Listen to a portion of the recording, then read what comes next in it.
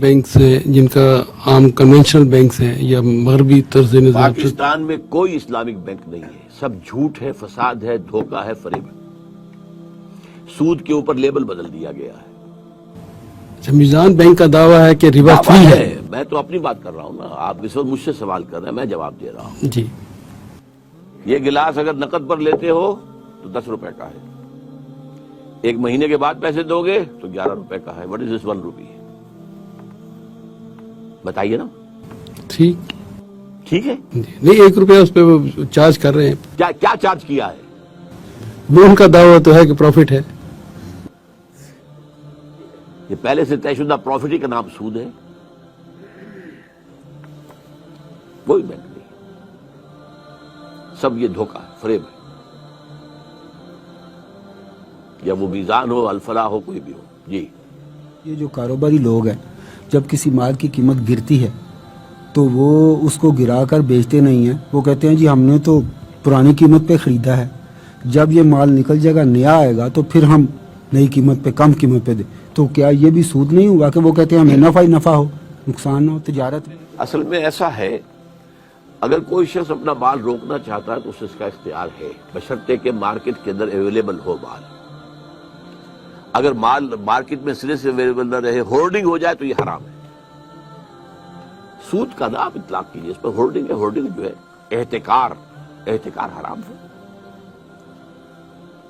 वैसे तो ये जाहिर बात है कि एक शख्स जो है उसने अपने स्टोर के अंदर इतने हजार मन जो है गंदम रखी हुई है बेचने के लिए, लेकिन ये है कि ये नहीं है कि बाजार में गंदम अवेलेबल नहीं है। बाजार में गंदम मिल रही है, उस वक्त तक इसे आप एहतिकार नहीं कहेंगे। लेकिन ये है कि अगर गंदम न मिल रही हो और आप रोक कर बैठे रहे तो ये एहतिकार है और ये हराम है। जी, और किसी भी बुराई का साथ देने वाला वो भी उसी में शामिल होता है, चाहे वो उस बुराई में खुद शामिल ना हो। जिस तरह बैंक हैं, अब इसमें हम लोग अपने पैसे जमा कराते हैं, लेकिन वो तो उस पैसे से भी सूदी कारोबार करते हैं। क्या हमारा उन बैंकों में पैसा रखना जायज़ है? मेरे नजदीक बैंक में पैसा रखना एक तो हो सकता है कि आपने वो सेविंग बैंक का अकाउंट रखा हो, सूद ले रहे हो तो हराम।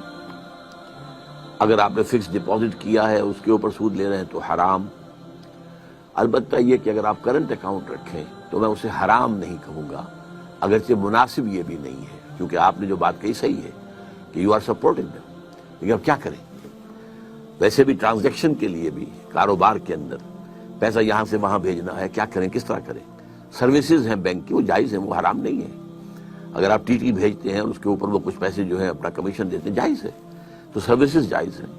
अगर वो उन्होंने कोई जो है वो बना दिए हैं जो स्ट्रॉन्ग बॉक्सेस होते हैं और उनके अंदर आपने अपने कुछ वैल्यूएबल ला कर रख दिए हैं, तो जायज़, आप किराया देंगे उसका। तो इसी तरीके से मामला, लेकिन ये कि मुनासिब नहीं है। मुनासिब ये है कि आप ना रखें कुछ भी वहाँ पर। अगर आपके पास कुछ है ही तो बेहतर है कि उसे रियल प्रॉपर्टी के अंदर, रियल एस्टेट के अंदर इन्वेस्ट करें, किसी और तरह पर रखें, सोना लेकर रख लें, लेकिन तहतल इम्कान कोशिश करें कि बैंक में ना रखें। आपने कहा कि ये सूदी निज़ाम है सारा बैंक का, तो जो लोग बैंक में काम करते हैं एज ए सॉफ्टवेयर इंजीनियर या एज ए कंप्यूटर ऑपरेटर, जिनका इस लेन देन से कोई ताल्लुक नहीं है, उनको जो मिलेगी सैलरी, क्या वो भी हराम की उसमें आएगी? कि मैं यहाँ फतवा देने के लिए नहीं बैठा हूँ।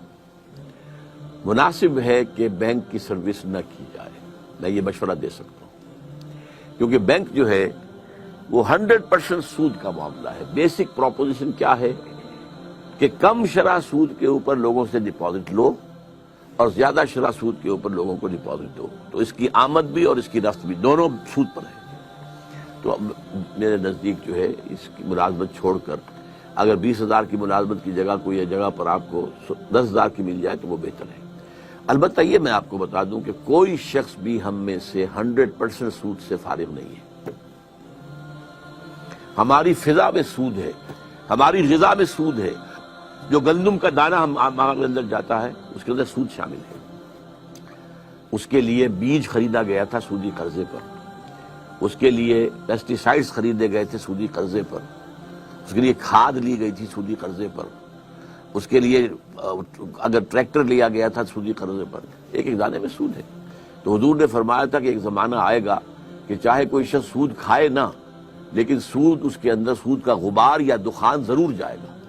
अगर हवा में ڈسٹ سسپینشن ہے تو آپ سانس لیں گے تو ڈسٹ تو آپ کے اندر جائے گی. اگر اس کمرے میں خدا نہ خواستہ اس وقت کوئی ایسی شکل ہو جائے کہ دھواں بھر جائے تو سانس لینے کے لیے آپ کو جینے کے لیے سانس